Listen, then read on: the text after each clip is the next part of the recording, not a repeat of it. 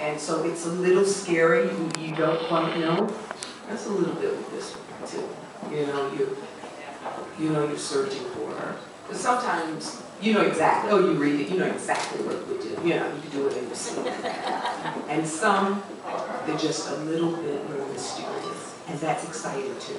To not know exactly what you would do. You have to discover it.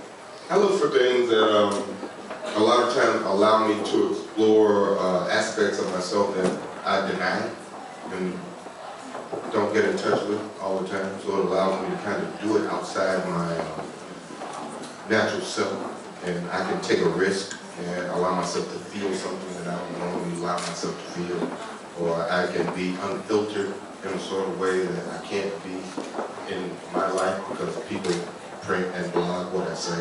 So I can play a character that gets away with that sort of thing. I also tend to find characters on the inside of stories that aren't the leads, because sometimes those people are a lot more interesting. Somebody was sitting in the script for one particular character, and I'll call them back and say, I like the script, but I want to play this guy.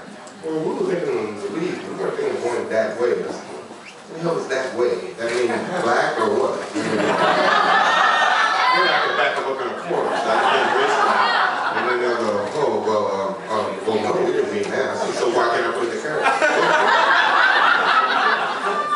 And that's a character that's probably going to die somewhere. I used to hate it when I died.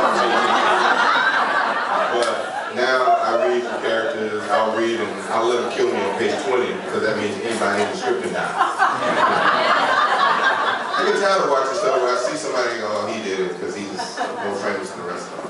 Unless he dies in the first minute. So you pick things that allow you to do things. Okay, and I also choose roles that I would have gone to see. I spent my life in the movies when I was a kid in Chattanooga, Tennessee. I went to the movies every weekend. I stayed in the movies from 10 in the morning until 6 o'clock in the evening. So there were 2 black theaters. I grew up in segregation, Liberty and the National. So I would go, and they had these kiddie things. We would watch cartoons from 10 to 12, and then they had serials, like the cowboy serials, Gene Archer and Will Rogers, we would watch from 12 to 1.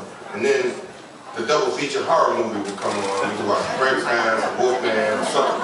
And then my mom would come later, and I could watch an adult movie like Two Women, or Edge of the City, and I watched the movie with her. So I watch movies all the time. So when I choose movies, sometimes I'm just choosing a movie I can go see. I chose Snakes on the Plane because it was Snakes on the Plane. I was like, Snakes on the Plane.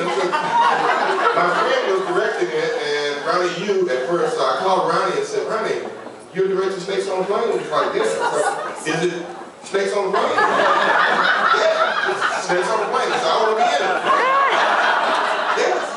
And he told New Line, and apparently they fired Ronnie and they kept me. But they wanted to change the name of the movie to Flight 1408. I'm like, no. It's not Snakes on the Plane. So I choose movies that I want to go see, or see me in. Because one of the things I used to love or hate about theater was I always wanted to see plays I was in with me in them. I couldn't. So this is the perfect outlet for me. I watched Tabby Kill and Goodfellas the other night because I'm in them.